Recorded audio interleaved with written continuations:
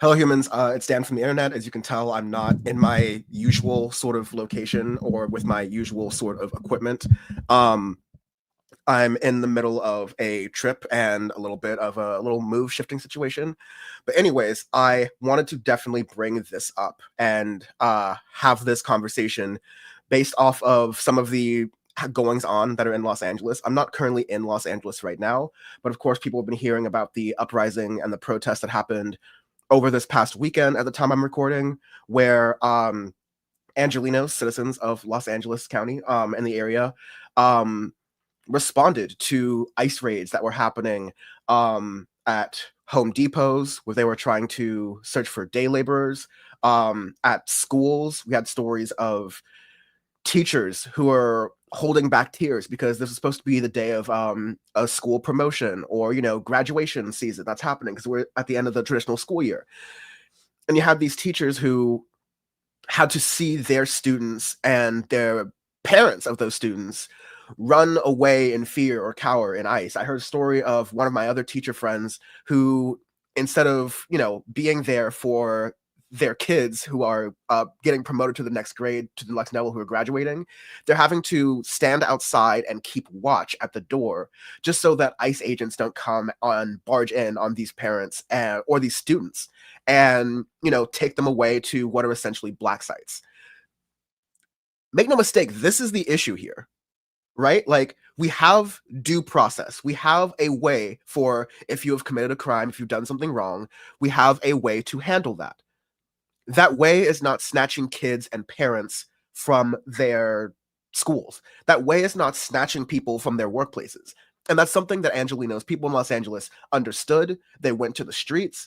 They made themselves very clear abundantly that they were not going to accept this sort of thing in the state, in the city either. You look at it on the state level too, and the National Guard was called in. Donald Trump superseded Gavin Newsom's request because, again, I think we all know that Donald Trump wants to have this fight. I think we all agree on that because he feels like he will win and do well on immigration. But there is a major backfire effect for all of the things that Donald Trump thought he would get away with in his second term. And the courts are sometimes too slow. Sometimes they're freezing and unfreezing the different measures he's doing. But the main point of the matter is that the actions that are happening here are anti-democratic, they're anti-constitutional, and quibbling with the details of, oh, well, maybe they were criminals, or maybe they did do certain things, is missing the forest for the trees. So, of course, that's the way Anna Kasparian is talking about this. A little bit of context: I used to be her producer when I used to work at the Young Turks. I was working at TYT as a producer from about 2017 to 2020, and a good portion of that I was producing either for the basically unwatchable TYT main show, some of their special coverage, and then on some of the other shows on the network that seem to be having a little bit better analysis these days. But I'm going to play this first part of the clip of Anna speaking here, just so we can kind of get a sense of how she is taking this analysis. And I've got some choice words, if you can't tell, if you're not used to how we do things here. So yeah, I'm going to play this clip here. Let's see. Look, we have millions of people with undocumented status in the United States, some of whom are actually committing crimes. I know lefties want to pretend like that doesn't exist. It does exist. So I have no problem with ICE targeting those individuals. And to be sure, some of the people that got arrested by ICE in Los Angeles over this weekend had been convicted of some pretty heinous crimes. Okay, so again, this is this splitting the difference. First, you get this straw man of the left, like, oh, the left doesn't like to admit that there are immigrants who commit crimes. Sure, token me as the left, whatever you want to call me, but I will say it. There are people who commit crimes, regardless of their documented status. We're making a big ado about immigrants who are committing crimes because that is xenophobia. That is textbook bigotry. It's Third Reich shit, honestly. The historical rhymes are obvious. When you have someone who is convicted of a crime, they go through due process. That's how that works. You don't snatch them off the streets. You show your warrant. You identify yourself as police. They are wearing masks. They are shooting less lethal rounds at reporters and, observers who are there to make sure that crimes aren't being done. I don't know, maybe that's the focus there that you're supposed to have. Maybe that's the entire point of why this is a coverage or why this is a mistake. Because interesting. I haven't seen, like I said, the Young Turks main show is completely unwatchable and has been for a decade. Even when I was producing it, I kind of hated it. But in this instance, like in this case here, when's the last time Anna has talked about police officers who are committing these crimes? The Trump administration will do their propaganda where they'll post on social media, look at this guy rearrested. He's convicted of abuse and, violence and a lot of other different things, right? Again, I listen to the Cops podcast, KAWPS. They do this every single week where you have police officers who are found with exploitative material of minors. You have police officers who are found to shoot and maim and injure innocent people. But here's the thing. We don't round up those officers who are doing the wrong things and then take them in the shadow of the night and just have our way with them, right?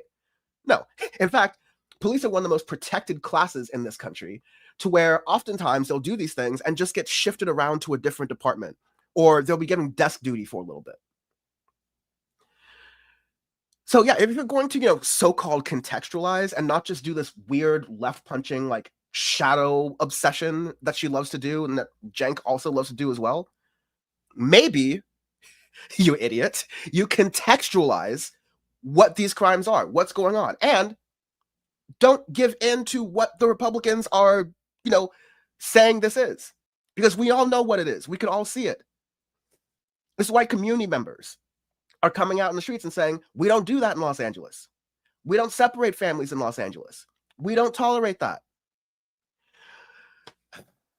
No, the left punching is just like ridiculous and also very lazy. But, she continues to make this argument that, Trump is popular on immigration, and that's true. He does tend to poll better on this issue or around this issue. But the fact of the matter is that all the polling that we're looking at on Donald Trump, for example, is about sorry,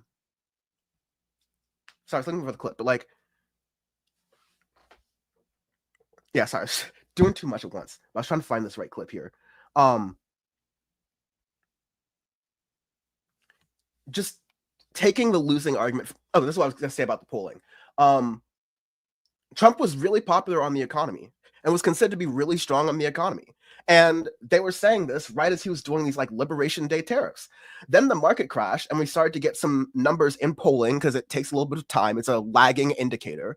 So it takes 1 week, 2 weeks, 3 weeks. And then we're able to see, it turns out that people don't like Donald Trump's tariffs. People don't like the idea of what's happening. People don't like seeing previously filled ports becoming empty, shelves becoming empty.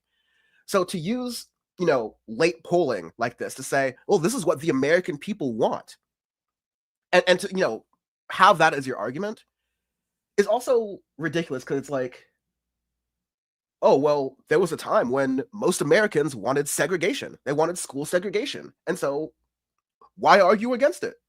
If that's what Americans want, I keep doing now a Cenk thing, but this is the idiocy of their logic, because right-wingers have been able to frame a lot of the immigration issue especially. And instead of going, back to the Obama days, we actually had conversations about immigration reform. And, Bush was talking about this a little bit too. Maybe Romney was talking about it a little bit too.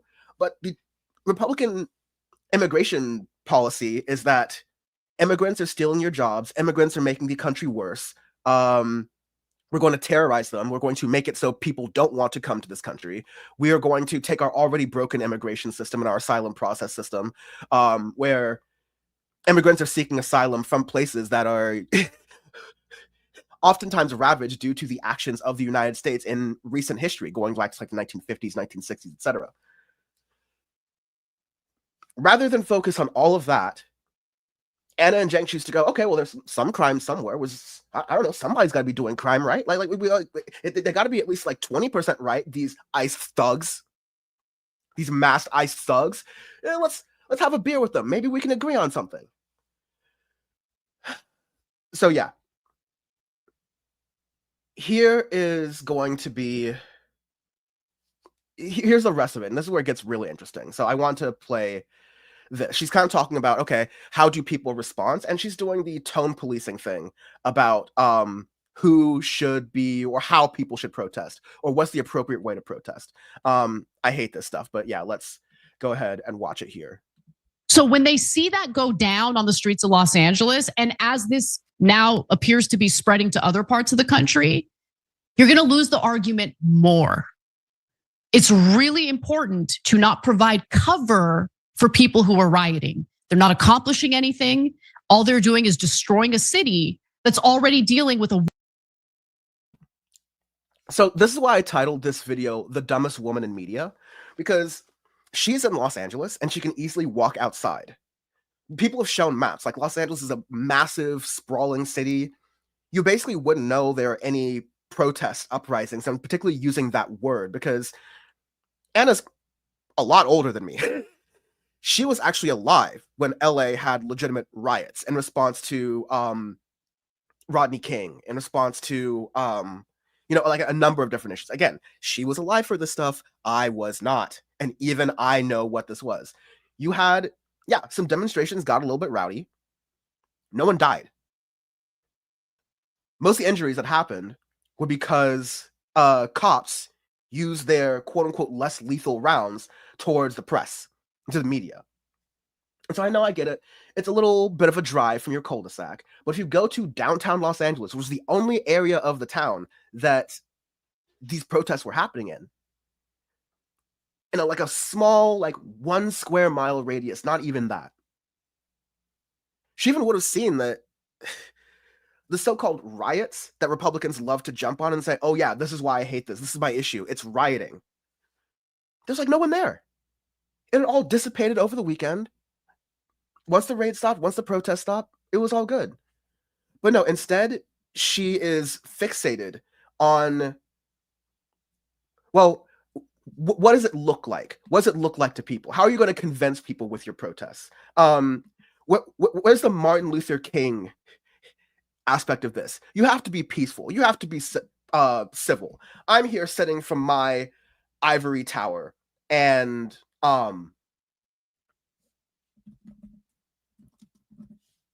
doing all these different things. So she's sitting for her ivory tower and telling people how you should protest because this would appeal to me, Anna Kasparian, to me. Yeah, Stonewall. If these gays people would just, protest peacefully, then, maybe we would give them some human rights. You got to ask nicely for your rights. You got to say please for your rights.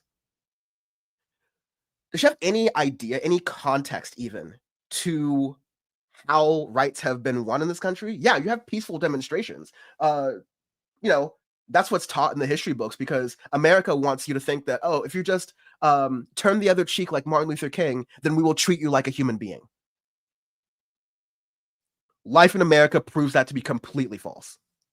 See, I'm going to play a little bit more of this here. So let me ask you guys something. If the response to what Trump is doing is rioting in the streets, flying foreign flags, burning the American flag, I just want people to think this through. How exactly do you get the American people on your side when it? Here's how you don't get the American people on their side: by arresting moms. With jackbooted thugs from the government arresting parents.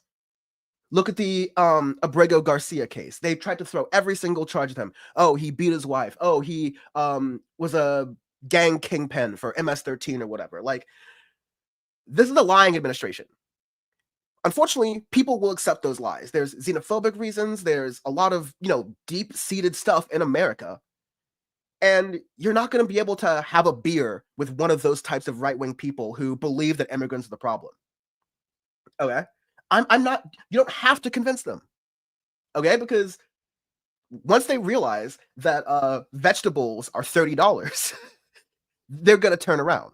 Once they realize that, oh, all these different once they realize that they don't want to do the job of waiting around at a Home Depot or a Lowe's parking lot to do some construction work for the day. Once Trump's base of white MAGA voters realizes that they don't want the Home Depot jobs, that they don't like laying bricks on their own,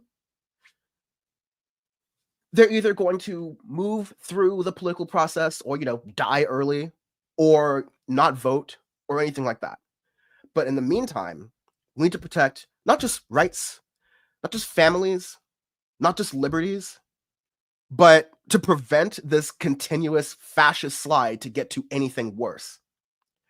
And the way you prevent this fascist slide is not by tone policing, by saying, oh, burning the American flag is going to hurt someone's feelings. Waving a flag of a foreign country is going to hurt someone's feelings, or it's going to play into Donald Trump's hands. Donald Trump is going to lie. He is going to mislead. And yeah, there are like optics of protest that are interesting, but Anna Kasparian, you dumb woman, when's the last time you're actually at a protest to cover it? When's the last time? When's the last time you talked with protest organizers? I seem to remember you just berating the idea of defund the police and defund ICE, which, by the way, that stock has gone very up in the past couple of weeks and months, especially under the Trump administration. The police weren't defunded. ICE wasn't defunded. But it'd be great if there weren't resources like that the US government could have and use to tear apart families. Flags, though, that's the most important thing. Again, one day, a little bit of protests for standing up for rights. LAPD had it under control. Trump called in the National Guard.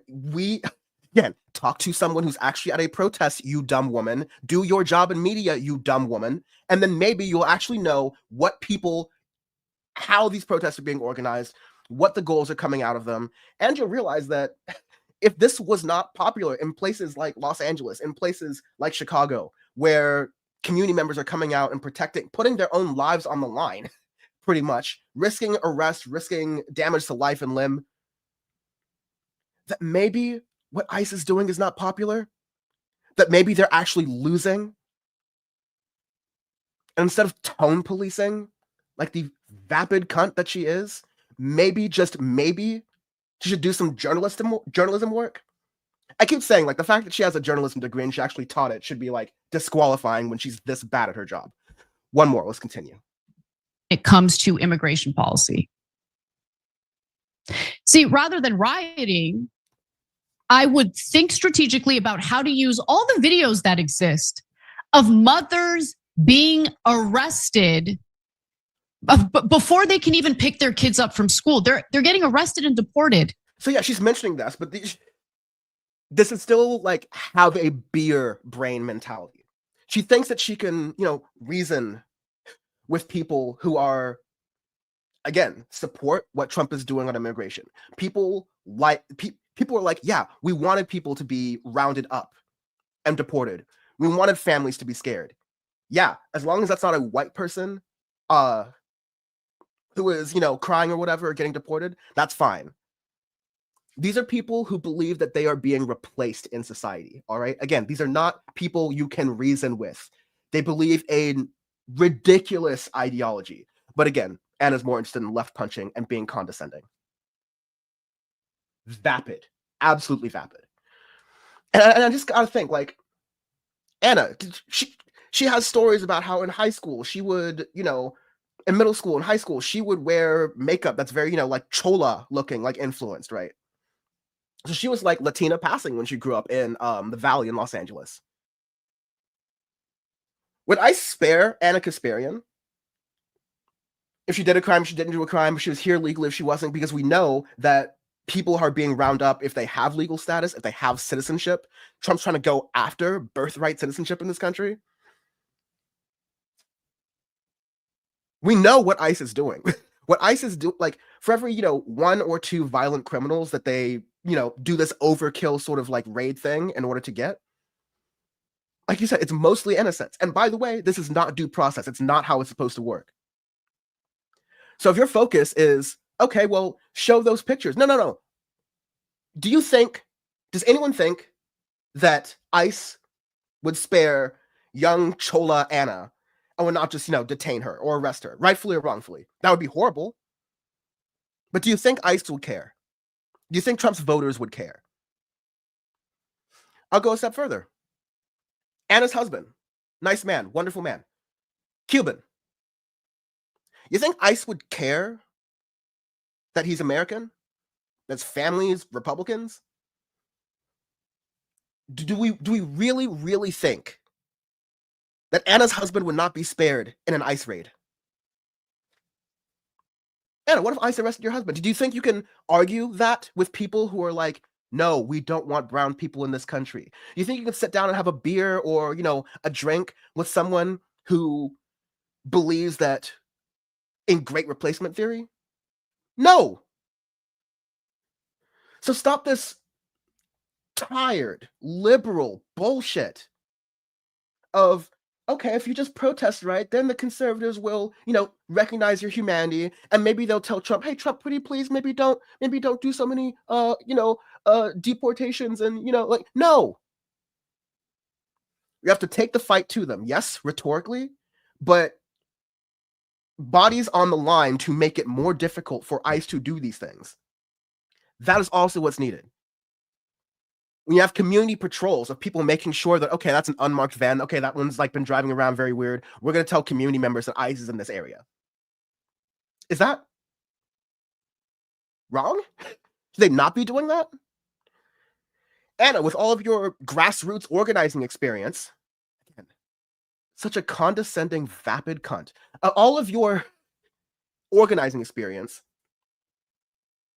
are these your ideas? Show them sad videos? Really? Insulting. Their kids are in school. They're begging to at least be able to talk to their kids before being detained, but they won't let that happen. Those videos are heartbreaking. You lose the argument when you start engaging in violence and when you destroy cities, when you light things on fire. You lose the argument. That's it. People are sick of it. Okay, is it the entire? They're not just going around every single protester like pyromaniac lighting things on fire. You have civil unrest. Yeah, usually demonstrators and people who are organizing protests, and this was happening during Black Lives Matter. They're like, hey, keep it peaceful. They would make sure that people who were breaking the law, who were damaging things, in most protests, those people were moved aside because, yes, it's obvious. That doesn't make the protest look good. That doesn't help the argument. The news cameras are going to focus on that. But she seems to be thinking that, oh, everyone's going around, like, people are going to protest however they protest, all right? This is America. Honestly, you should see France. You should see what it looks like when they try to raise the retirement age in France. Guess what? They burn shit till the cows come home and they get their way, okay? I'm not saying we do that here in America, all right? But I'm just saying this theory of change is uninformed. It's just stupid. And it's coming at a time when people are in their most danger, when Trump is getting as authoritarian as possible, and it's not going to stop here. It's going to be too late to convince this, imaginary, I voted for Trump, I hate immigrants, but, seeing one video of a mother crying is actually going to change my mind. It's a fantasy world. It's just a fantasy world. You lose the argument. That's it. People are sick of it. The scale of riots that we're seeing right now, at least, don't even come close to the scale of riots that we saw in the summer of 2020. But the riots in the summer of 2020 have left a really bad taste in people's mouths. No, it's just right-wing commentators who are like, oh, you see how the George Floyd effect and all this other crap, right? Right-wing commentators that she's now hanging out around and treating as, actual anthropologists on culture. Again, did she go to any of the protests? No. She was in an ivory tower cul-de-sac, dictating the news quote unquote, the news. For all intents and purposes, I guess, pretending to do research. Because I went to the protest. I went to the one in Los Angeles. Completely peaceful. Yeah, it was uprising in another place. There were uprising in another place. There were fires in another place. I remember like a Wendy's burned down or something. Maybe, and that could have even been like a different thing somewhere. But the idea that we have to win hearts and minds. No, we have to protect people and fight for their rights. And when you have people that are fighting, it's still a belief about the theory of the election. There are people who just gave up and were not disenfranchised, but disillusioned, and they sat at home. If we actually have a party that fights for people, that wins people rights, that will get more people to vote for that party, presumably the Democratic Party. A party that listens and stays by their word. One of Trump's like, whether you like him or hate him, he always does what he says he's going to do. Sometimes yes, sometimes no. But if that's the optics you can play, then how about let's see Democrats do what they promise to do? How about pushing it there? Because again, her theory of politics is though like these protesters are Democrats. Yeah, maybe they all vote Democrat out of necessity or whatever. Maybe some of them do. Maybe a lot of them don't vote at all, aren't in the political process. They're anarchists or whatever, all right? But this isn't about convincing Karens. It's about saving lives. It's about making sure lives aren't uprooted. It's about making sure this is still America, still a country where immigrants can come and make some sort of dream for themselves, or at least a little bit of a better life. And to distract you from the fact that Donald Trump is selling out this entire country to the highest bidder, to the greasiest, sleaziest, demonic and psychotic billionaires. And she fits her mouth to tone police protesters who are standing up against it because their politicians won't. She chooses to focus on how many people were at those protests? Not riots. Not riots. How many people were at those protests? How many of them were violent? No answers. So yeah, if I keep playing it, I'm just going to keep getting angry. I've only gone on for about 30 minutes or so, but this is what I was mostly going to go over from on Power Report last night. And I just, I've made my peace with it. I made my peace a long time ago when Anna said that she feels uncomfortable speaking to Black people sometimes because, if I'm paraphrasing, because she's worried about saying the wrong thing or like someone getting offended or whatever. I made my peace with how some of her Black coworkers, such as myself, maybe such as J.R. Jackson, might have to read that comment and think about it. I made my peace with whatever weird angle she's going after. But if she can't make peace with the fact that she's not safe, her loved ones, her friends, her family are just as in much danger as everyone there protesting. And until she reorients that way of politics, then I'm going to continue to go hard in the paint like this. I'm going to continue to make time. I will make time. I will pull out a laptop wherever I am on Earth and continue eviscerating this idiotic, backwards thinking. Because somebody got to do it. All right. Thank you very much for listening and watching. This has been Power Report. My runny nose is now continuing to run. I need to move along and continue on my journeys. But I will see you in the next one. Cheers.